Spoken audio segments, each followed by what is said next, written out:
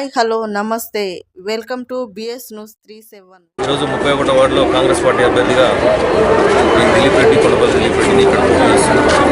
మీరు చూస్తున్నారు, ప్రతి ఇంటికి కూడా కాంగ్రెస్ని ఆదరిస్తున్నారు. కాంగ్రెస్ పార్టీ ఇక్కడ బలంగా ఉన్నది. మాతో పాటుగా ఇక్కడ ఇండిపెండెంట్ అభ్యర్థులు కూడా మాకు సహకరిస్తున్నారు. ఇక్కడ వెన్న శ్రీనివాసరెడ్డి గారు, కవిత గారు కూడా ఈరోజు సర్వకర్ రెడ్డి గారి సమక్షంలో బీఆర్ఎస్ పార్టీ నుండి కాంగ్రెస్ పార్టీలో జాయిన్ అవ్వడం జరిగింది. మరియు ఇండిపెండెంట్గా సునీత లింగారెడ్డి గారు కూడా మన కాంగ్రెస్ పార్టీలోకి రావడం జరిగింది. ఇక్కడ ఉన్న ముషం హరి గారు అయితేంది, ఇండిపెండెంట్గా ఎవరెవరైతే ఉన్నారో అలీ గారు అయితేంది, మొత్తం అందరూ కూడా ఏకదాటిగా వచ్చి అందరూ కూడా ఏకగ్రీవంగా మనకు మద్దతు తెలపడం జరిగింది. ఇక్కడ చూస్తుంటే గెలుపు ఖాయమైందన్నట్టుగానే నాకు అనిపిస్తుంది. మరి వీళ్ళందరూ కూడా నన్ను అభిమానిస్తున్నందుకు గాను, ఆశీర్వదిస్తున్నందుకు గాను అందరికీ పేరు పేరున ధన్యవాదాలు తెలియజేసుకున్నాను. ప్రజెంట్గా అంటే అంతకుముందు మ్యాక్సిమం అన్ని రోడ్లు వేసినాము. కాకపోతే ఈ అండర్ డ్రైనేజ్ సమస్య వల్ల మళ్ళీ రోడ్లు అన్ని రిపేర్ చేయాల్సిన పరిస్థితి ఉన్నది. ఈ ఎలక్షన్ ఆఫ్టర్ ఎలక్షన్ తర్వాత మార్చిలో అన్ని మొదలుపెట్టి అన్ని కంప్లీట్ చేసుకుంటాం. కొన్ని అక్కడక్కడ డ్రైనేజీలు ఉన్నాయి.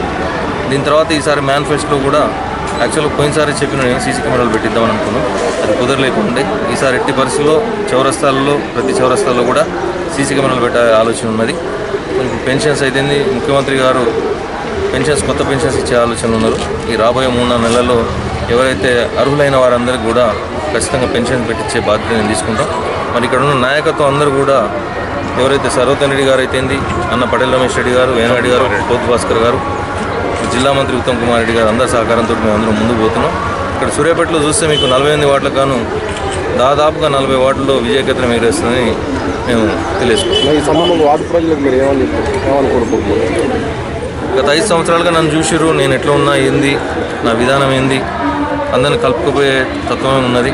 మరి రాబోయే 5 ఏళ్ళు కూడా అందరినీ హక్కును చేర్చుకుంటా అని చెప్పి మీ సందర్భంగా మీడియా సందర్భంగా తెలియజేసుకుంటాం. 31 వార్డు తలపైన మామూలు కమిటీ హాల్ కానీ ఏమైనా జిమ్ సెంటర్లు కానీ అలాంటివి ఏమన్నా ముందు పెట్టాలని ఉండే. యాక్చువల్గా ఏంటంటే ఇక్కడ గవర్నమెంట్ ప్లేస్ లేదు.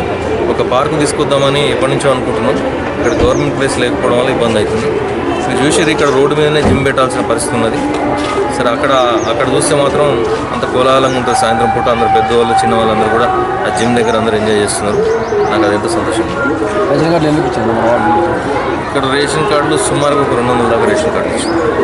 కాంగ్రెస్ ప్రభుత్వం వచ్చినాక 200 దాకా సుమారుగా ఇచ్చినాం. అందరూ కరెంటు యూజ్ చేసుకుంటూ 200 యూనిట్ల లోపు కరెంటు యూజ్ చేసుకుంటారు. అందరూ కూడా మహిళలకు బస్సు ఫ్రీ అనేది మీకు తెలిసిందే. కాంగ్రెస్ ప్రభుత్వం సన్నబియ్యం ఇచ్చినాక ఈరోజు అందరూ కూడా కాంగ్రెస్ ప్రభుత్వాన్ని ఆదరిస్తున్నారు.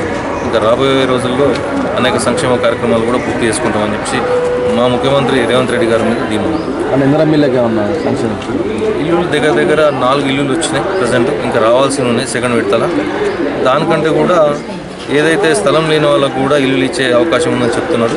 అట్లా వస్తే కనుక అర్హులైన వాళ్ళకి అందరికీ కూడా ఇప్పించాలని ఆలోచన ఉన్నది. ఎందుకంటే వాళ్ళు చాలామంది ఇల్లు లేని వాళ్ళు మా వాటిలో ఉన్నారు. సుమారుగా ఒక 10 ఇళ్ళు దాకా ఇచ్చే అవకాశం ఉన్నది. అది మా నాయకత్వంతో మాట్లాడి సర్వకర్ రెడ్డి గారు, పటేల్ రమేష్ రెడ్డి గారు, వేణరెడ్డి గారు వీళ్ళందరితో మాట్లాడి అవి కూడా కంప్లీట్ చేసుకుంటున్నాం. ఓకే,